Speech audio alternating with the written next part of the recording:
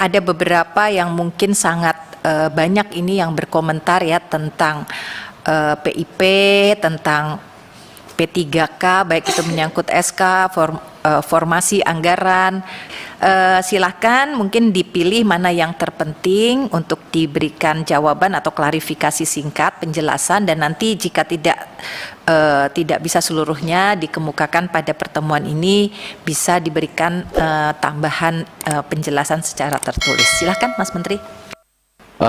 Tadi saya rasa hampir terima kasih dan saya apresiasi banyak sekali masukan mengenai proses P3K. Tentunya saya ingin pertama mengucapkan bahwa dari kami tidak pernah kami merasa bahwa ini adalah proses yang sempurna. Kita ada banyak sekali tantangan dalam proses P3K ini. Ini yang paling mengambil waktu bukan hanya Dirjen GTK, tapi hampir seluruh tim Kemendikbudristek berupaya pagi siang malam untuk menyelesaikan permasalahan ini.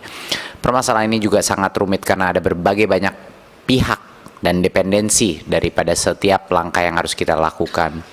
Harapan besar saya adalah bahwa kita semua bersabar dan beroptimis, karena dengan segala kegaduhan yang ada dan proses yang sudah terjadi, dan saya mengerti pasti banyak yang juga masih kecewa di luar, tetapi kenyataannya sampai akhir ini hampir 600.000 guru honorer akan menjadi P3K yang sudah menerima formasi, dan mayoritas daripada itu akan menerima gajinya. Seperti tadi disebut datanya, yang belum menerima gaji itu sebenarnya proporsi yang cukup kecil.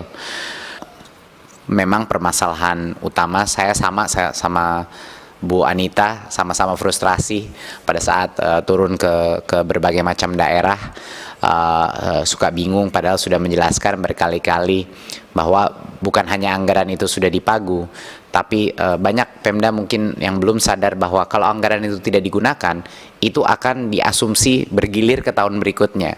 Jadi secara teknis kalau tidak dikeluarkan anggaran itu, anggaran totalnya Pemda itu akan berkurang tiap tahun, dan itu yang mungkin bisa juga dibantu komunikasikan kepada anggota Komisi 10 kepada masing-masing Pemda bahwa memang sudah di-earmark gitu, tapi memang kami akan terus berjuang, terus bersosialisasi kepada setiap daerah untuk memastikan dan meyakinkan bahwa ini adalah harusnya prioritas nomor 1 gitu. Kenyataannya adalah kenapa waktu misalnya Bu Anita mengecek dan ternyata ada anggarannya, kenyataannya adalah anggaran itu tidak diprioritaskan untuk guru honorer, tapi ada kebutuhan lain yang mungkin dianggap lebih penting. Realitanya adalah itu. Jadi itu yang mungkin harus kita bantu bersama-sama gotong royong menekan kepada Pemda bahwa prioritas nomor 1 adalah pendidikan, dan prioritas nomor 1 di pendidikan adalah guru-guru honorer yang sekarang belum menerima nafkah yang layak. Jadi itu mungkin poin besarnya. Tentunya seperti yang Bu Nunu sudah presentasikan, semua isu-isu seperti guru tidak menyerobot guru lain di sekolah tempatnya, itu semuanya adalah alasan kenapa ini makan waktu. Komitmen kami adalah ini akan mayoritas daripada isu ini akan selesai sampai dengan akhir 2024. Kami akan usahakan apa yang kita bisa selesaikan di tahun ini, tetapi ini adalah proses yang terus berjalan Bapak Ibu. Jadi mohon bersabar. Memang nggak akan semua yang puas di tahun ini, tapi tahun depan lebih banyak lagi yang puas, lebih sedikit lagi yang tidak puas. Tahun berikutnya akan sangat sedikit yang tidak puas dan lebih banyak yang puas. Jadi itu adalah proses, dan kami mohon kesabaran dari semua pihak untuk kami melakukan ini. Karena belum pernah ini terjadi sebesar ini dan sebanyak ini yang menjadi P3K.